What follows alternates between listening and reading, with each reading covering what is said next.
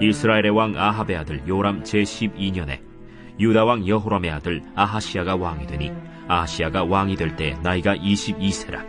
예루살렘에서 1년을 통치하니라. 그의 어머니의 이름은 아달랴라. 이스라엘 왕 오므리의 손녀이더라. 아하시야가 아합의 집길로 행하여 아합의 집과 같이 여호와 보시기에 악을 행하였으니 그는 아합의 집의 사위가 되었음이로라. 그가 아합의 아들 요람과 함께 길르앗 라무스로 가서 아람 왕 하사엘과 더불어 싸우더니 아람 사람들이 요람에게 부상을 입힌지라. 요람 왕이 아람 왕 하사엘과 싸울 때 라마에서 아람 사람에게 당한 부상을 치료하려 하여 이스라엘로 돌아왔더라. 유다의 왕 여호람의 아들 아하시야가 아합의 아들 요람을 보기 위하여 내려갔으니 이는 그에게 병이 생겼습니다. 제가 최근에 우연치 않게 어떤 목사님의 설교를 듣다가 너무 큰 은혜를 받았는데요. 이 목사님은 생후 8개월 때부터 소아마비를 앓는 바람에 다리를 저는 장애를 가지게 되셨어요. 그런데 이게 당연히 그분 마음에 큰 상처가 되죠. 그래서 살아가는 동안 지지 않으려면 강해야 된다는 생각도 많이 했고 특별히 원망하는 마음이 그렇게 쌓였다는 거예요. 그러면 이게 누구를 향한 원망이었냐라고 하면 이분이 중학교 2학년 때 장애우들이 모여서 강연을 듣는데 그 강연에서 종이 하나를 나눠주더라는 거예요. 이게 설문조사 종이였는데 그 종이를 보니까 질문 하나가 있는데 그 질문이 뭐였냐면 오늘 당신에게 장애가 온 것이 누구 때문이라고 생각하십니까? 이 질문이 있고 4개의 예시가 있더라는 거예요. 그래서 이 사지선다형에 나온 그 항목 중에서 2가지의 동그라미를 그렸대요. 그게 뭐냐? 하나는 부모님이고 또 하나는 신이었어요. 그러니까 부모님을 향해서는 내가 어릴 때 부모님이 예방접종을 해주지 않아서 내가 이렇게 됐다는 원망이 있었고 신에 대해서는 구체적으로 뭐가 원망이 되는지 막연했는데 그냥 왠지 이 신이 내 장애의 문제인 것 같아 그렇게 표시를 한 거죠. 그러다가 고등학교 1학년 때 이분이 예수님을 만났어요. 그리고 2학년 때 자기 삶을 목회자로 헌신하기로 하나님께 서원을 하게 된 거예요. 그런데 이분이 이제 목회자로 서원을 하면서 정말 간절히 기도한 게 뭐냐면 제발 이 다리를 고쳐달라는 거였어요. 그런데 이분 말씀에 의하면 정말 기복적인 이유에서가 아니라 이 다리로 사역하는 한 나는 하나님께 영광이 될 것 같지도 않고 교회를 위해서 할 수 있는 일이 없을 것 같은 거예요. 그래서 기도하기를 주님, 저는 정말 하나님께 영광 돌리는 삶을 살고 싶다고. 나는 어디든 뛰어다니면서 주의 일을 마음껏 하고 싶다고. 그렇게 기도를 했다는 거예요. 그리고 그 뒤로 다리가 낫기를 위해서 항상 간절히 기도한 거예요. 그런데 여러분, 낫질 않는 거예요. 그러면 이분이 낫지 않으면 포기했냐? 아니요. 언제나 이분이 생각한 건 뭐냐면 그래, 아직 내 정성이 부족한 거야. 아직도 내 믿음이 부족한 거야. 이러면서 낫기를 위해 드리는 기도가 응답되지 않을 때마다 더 강하게 믿으려고 하고 더 헌신을 하려고 노력을 했다는 거예요. 그런데 이제 그러다가 이분의 가정이 미국에 이민을 가게 되면서 이제 미국으로 건너가게 되셨는데 이 이민 생활을 하던 어느 날 길거리를 걷고 있는데 한 작은 교회에 치유 집회를 한다는 포스터가 있더라는 거예요. 그래서 혹시 오늘 여기서 내 병이 낫는 거 아닐까? 이 생각이 들어서 이 집회에 참석을 한 거예요. 그래서 이분이 그 집회 강사님이 하시는 설교를 듣고 있는데 갑자기 그 설교를 듣다가 분노가 치밀어 오른 거예요. 왠지 아십니까? 설교 중에 미국 목사님이 뭐라고 말씀하셨냐? 하나님을 믿고 기도하면 어떤 병이든 낫는다는 거예요. 그런데 나는 지금까지 이렇게 열심히 기도하고 지금까지 더 헌신하면서 기도했는데 안 낫고 있거든요. 그러면 이 말 뜻이 뭐예요? 아직도 내가 뭔가 믿음이 없다는 소리잖아요. 그래서 이 말을 듣는 순간 그동안의 기도응답이 거절됐던 시간들과 계속해서 지탱했던 인내가 폭발하면서 이 목사님이 집회가 끝나고 강사님에게 찾아갔어요. 그리고 둘이 설전이 시작된 거예요. 한국 목사님이 묻기를 목사님, 정말 하나님께 믿고 기도하면 어떤 병이든 낫습니까? 정말 성경이 그렇게 얘기합니까? 그러니까 이 목사님이 맞다는 거예요. 믿고 기도하면 어떤 병이든 낫는다는 거죠. 그래서 이분이 이때 쓸 수 있는 이야기가 뭐겠어요?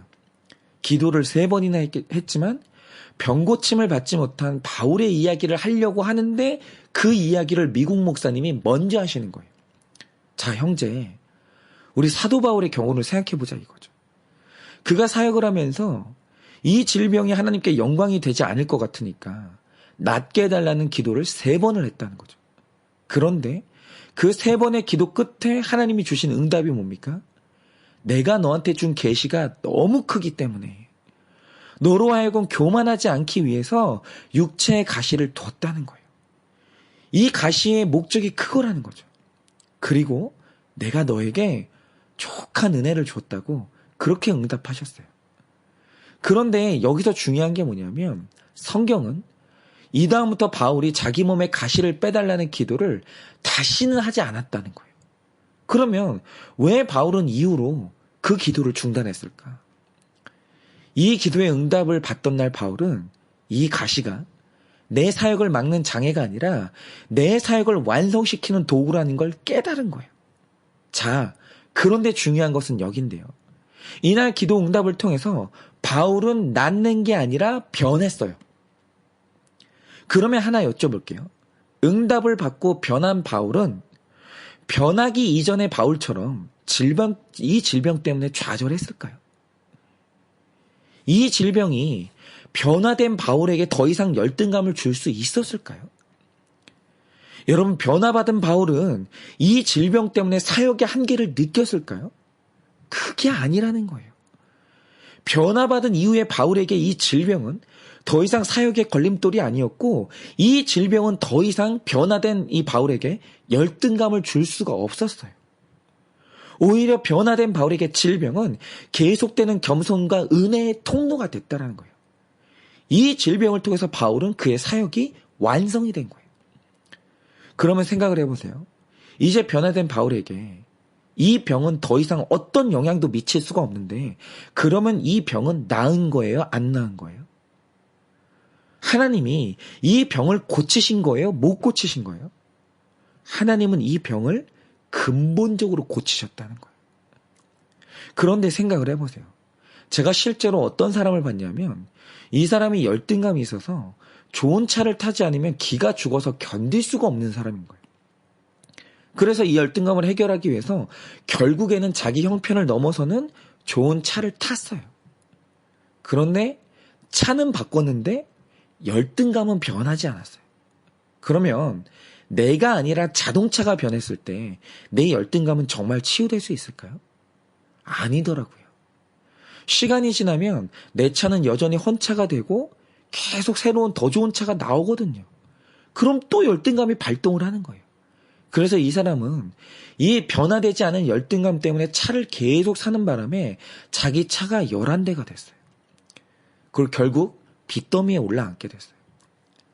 여러분, 차가 변한다고 내가 변하는 게 아니에요.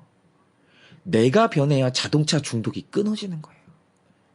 그런데 이 목사님은요, 이날 처음으로 병이 낫는다는 것의 진짜 의미를 처음 깨달은 거예요. 그렇구나. 바울이 나았구나. 바울이 진짜로 치유받았구나. 이걸 깨달은 거예요. 그리고 고백하길 그날 이 질병 때문에 기죽고 열등감을 느끼는 내가 변화받았고 나의 진짜 병도 나았다는 거예요. 그날 이분은 소아마비로부터 치유함을 얻은 거예요. 그런데 이 간증을 한 분이 누구냐면 요즘 미국 한인교회에서 가장 주목받는 설교자인 노진준 목사님이에요. 여러분, 이런 관점에서 오늘 말씀을 보자 이거죠. 오늘 말씀을 보시면 여러분이 좀 헷갈릴 수 있는데요. 오늘 말씀을 보시면 요람이라는 이름이 나오고 여호람이라는 이름이 또 나와요. 근데 이제 오늘 말씀의 족보를 좀 정리하자면 우리가 지금까지 엘리사에 대한 기사들을 쭉 봤잖아요. 그런데 이게 다 북이스라엘의 여호람 왕 때 있었던 일이에요. 그런데 성경은 이 여호람을 줄여서 요람이라고 부를 때도 있는 거예요. 그런데 공교롭게도 이 당시에 남유다 왕의 이름도 여호람이었어요. 그런데 이상한 게 뭐냐면 유대민족이 남과 북으로 갈라질 때 북이스라엘은 여로보암을 따라서 우상 숭배의 길을 걸으면서 자력으로 회복이 불가능한 상태로 전락을 했어요. 완전히 망가졌습니다. 반면에 남유다는 유다의 길을 걸으면서 그래도 좀 거룩한 길을 걸었어요. 그러니까 사실 남유다의 왕들과 북이스라엘 왕들은 다른 길을 걷는 사람들이었고 말이 통할 수가 없는 사람들이에요. 그런데 이상한 사실이 뭐냐면 남유다의 여호람 왕이 북이스라엘의 악한 왕 아합의 딸 아달랴와 불신결혼을 했다는 거예요. 그리고 이후로도 남유다 왕들은 자꾸 북이스라엘 왕들과 사돈을 맺으려고 시도해요. 그러면 이유가 뭐였냐는 거죠. 여기에 좀 반전이 있는데요. 자, 북이스라엘은 우리말로 하자면 불신 가정이죠. 그리고 남유다는 믿는 가정이에요. 그런데 둘 중에 경제적으로 더 잘 살았던 나라가 어딘지 아십니까? 불신 가정인 북이스라엘이 더 잘 살았어요. 북이스라엘은 남유다에 비해서 5배에서 10배 정도 나라의 규모가 컸어요. 그래서 자연스럽게 총 생산량이 남유다보다 북이스라엘이 10배 이상 많았고, 그러면서 양쪽 나라의 경제 상황에 차이가 나기 시작해요. 그런데 이때 남유다가 믿는 내가 안 믿는 사람보다 가난하다는 이 사실을 구속사적 관점으로 해석하는데 실패해요. 그리고 그만 경제적으로 이 풍요한 이스라엘을 보면서 열등감을 느끼고 말아요. 그런데 만약 이때 남유다가 이 열등감의 치유 방법으로 내 안에 물질우상을 회개하고 산당을 철폐하는 나의 변화를 택했다면 그 열등감에서 자유함을 받아 오늘 남유다의 역사가 완전히 달라졌을 거예요. 그런데 정말 안타깝게도 오늘 남유다가 나의 열등감을 치유하는 방법으로 택한 방법이 뭡니까? 부자인 북이스라엘과 불신결혼을 하면서 내가 변하는 게 아니라 가난에서 탈출을 시도했어요. 내가 변하는 게 아니라 환경을 변화시켰어요. 그런데 여러분, 그러면 이제 믿는 자의 가정에 남유다의 이 족보 안에 이 불신 가정의 사람인 아달랴가 들어왔죠. 그런데 어떤 일이 생겼는 줄 아십니까? 정말 이상한 게 뭐냐면, 예를 들어서 이런 거죠. 귤 상자 안에 온전한 귤이 30개 있고 곰팡이가 핀 귤이 딱 하나 있다고 하죠. 그러면 온전한 그 많은 귤들과 곰팡이 핀 하나의 귤 중에 어느 귤이 변화될까요? 그런데 여러분은 살면서 곰팡이가 핀 귤 하나가 온전한 30개의 영향을 받아서 깨끗하게 변하는 걸 본 적이 있으세요? 저는 그런 경우를 본 적이 없어요. 늘 제가 봤던 게 뭐냐면 온전한 게 아무리 많고 곰팡이 핀 게 아무리 적어도 언제나 변질되는 것은 온전한 것들이에요. 온전한 것들이 곰팡이가 피고야 말아요. 그러니까 곰팡이가 핀 귤 하나의 영향 때문에 온전한 귤 30개가 다 썩어버리더라고요. 여러분, 바로 이것이 죽은 것의 두려움이에요. 이상한 게 뭐냐면 산 것은 죽은 것에게 영향을 미칠 수 없어요. 그런데 정말 이상한 건 죽은 것들은 산 것에게 영향을 줘요. 그런데 이게 불신결혼이에요. 여러분, 정말 어제 말씀드린 것처럼 존재적 영성과 사역적 영성이 확실한 사람이 아닐 때 불신결혼을 하면, 즉 영이 죽은 사람과 영이 살아있는 사람이 결혼하면 누가 누구의 영향을 받을 것 같으세요? 죽은 불신자가 살아있는 신자의 영향을 받아서 살아나면 좋겠죠. 그런데 압도적으로 많은 경우에 일어나는 일이 뭐냐? 살아있던 신자가 죽은 불신자에게 끌려가 같이 죽어가는 거예요. 마찬가지로 남유다가 열등감을 느꼈을 때 그들이 택한 건 나의 회개와 내 변화가 아니라 불신결혼을 통한 내 가난의 탈출이었어요. 나를 변화시킨 게 아니라 환경을 변화시킨 거예요. 여러분, 그런데 일어난 일이 뭡니까? 남유다 때문에 북이스라엘이 하나님을 믿게 된 게 아니라 남과 북, 이제 불신결혼을 하니까 남유다의 시집온 아달랴 한 사람 때문에 남유다 왕조가 변질되면서 이 불신결혼의 결과로 북이스라엘과 남유다가 같이 썩어요. 그러다가 결국에는 같이 침몰해요. 여러분, 바로 이겁니다. 우리가 진정으로 낫기를 원할 때 유일한 치유의 방법은 내가 변하는 거예요. 내가 변하면 모든 것으로부터 자유예요. 내가 변하면 이전에 나에게 영향을 주던 것들이, 상처를 주던 것들이 아무것도 나에게 영향을 미칠 수 없어요. 여러분, 우리가 거룩하게 변화되면 심지어 죽음도 나를 두렵게 만들 수 없어요. 그런데 변화가 아니라 변질을 택할 때 그것은 제2, 제3의 문제를 가져오더라는 거예요. 저에게 가장 큰 열등감이 되는 제 인생의 가시는 뭐였냐라고 하면 누가 뭐래도 작은 교회에 대한 트라우마였어요. 어릴 때 아버지가 목회했던 작은 교회에서 저는 늘 결핍을 느꼈고 좌절감을 느꼈고 늘 열등감을 느꼈어요. 그래서 제가 신학교에 들어가서 몰두한 게 뭐냐면 도대체 어떻게 하면 이 작은 교회 탈출할 수 있나? 어떻게 하면 교회가 성장할 수 있나? 이거에 몰두를 하고 살았어요. 그래서 누가 교회 성장의 비법을 알려준다고 하면 교단, 방법 안 가리고 다 찾아다녔어요. 그러다가 제가 한때는 병 고치는 신유의 은사가 있으면 이 교회가 성장할까 싶어서 은사 받는다는 곳도 쫓아다닌 적이 있어요.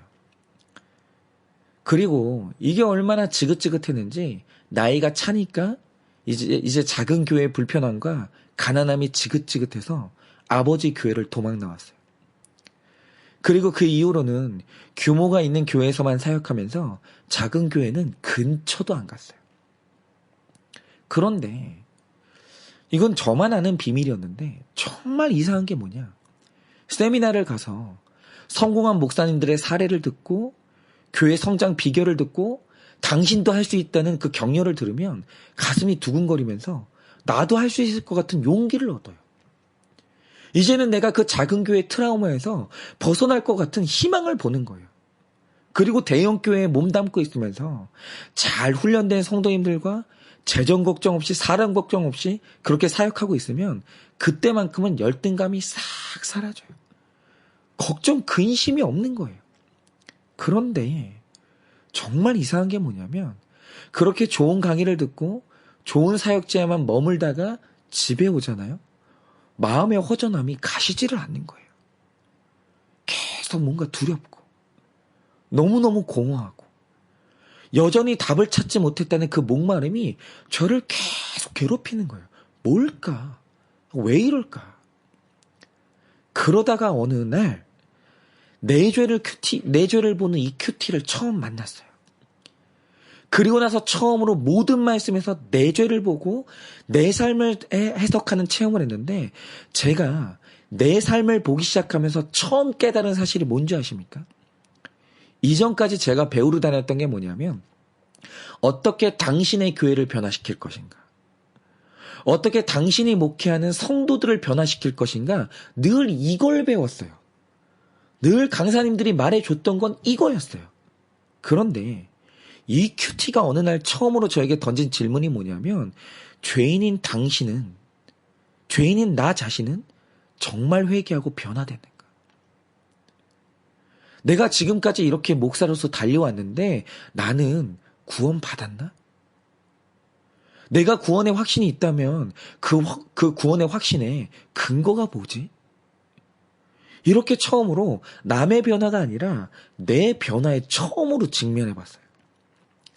그래서 늘 교회와 성도의 변화를 쫓던 제가 가만히 말씀 앞에 앉아서 처음으로 저 자신의 변화를 맛본 거예요. 하나하나 변화시켜 나가기 시작했어요. 아, 나 돈 욕심 있네. 와, 나 음란이 있네. 야, 내가 거짓이 있네. 하나하나 저를 만나고 저 자신을 직면하고 변화되기 시작했어요. 그런데 신기한 건 내가 변화되니까 더 이상 작은 교회라는 그 개념이 저에게 열등감과 두려움을 주지 못하더라는 거예요. 더 이상 그게 저한테 이 상처가 되질 못하는 거예요. 늘 크기에 집착하고 차별하던 제가 이제는 그 교회 자체를 즐기고 사람을 누리는 그런 사람으로 제가 변화가 된 거예요. 뭐죠? 내가 변하니까 내 안에 그토록 고쳐지지 않았던 어떤 방법을 써도 어떤 말을 들어도 고쳐지지 않았던 제 안의 성공병, 이 작은 교회에 대한 트라우마와 상처 이게 다 치료가 된 거예요. 그래서 지금은 제가 머물고 있는 규모가 작은 교회에서 좋은 사람 한 명 만나고 그 사람으로부터 죄 고백을 듣고 그 사람으로부터 오늘도 또 하나의 아름다운 치유의 문자를 받으면 그게 제 마음 가운데 그렇게 기쁠 수가 없는 거예요. 그리고 말이 통하는 사람들과 앉아서 시간 가는 줄 모르고 대화하고 있으면 그때만큼 인생에 즐거움이 없는 거예요. 여러분, 바로 이겁니다. 우리는 다 우리 삶에 간절히 낫기를 원하는 문제들이 있어요. 그런데 그 문제를 해결해 보겠다고 성도가 가지 말아야 될 변질의 길을 가면 그때는 더 큰 문제가 생기는 겁니다. 여러분, 아무리 환경을 변화시켜봤자 내 안에 있는 상처는 치유되지 않아요. 여러분, 온전한 치유는 내가 회개하고 내가 변해야 그때 이루어지는 거예요. 여러분, 그러니 오늘도 내 아픔 속에서 내가 변해야 될 것이 뭔지, 내가 내려놔야 될 욕심이 뭔지 그것을 정확하게 직면하고 깨달아 오늘 회개함으로 말미암아 진정한 치유를 받으시는 여러분 되시기를 예수님의 이름으로 축원을 드립니다.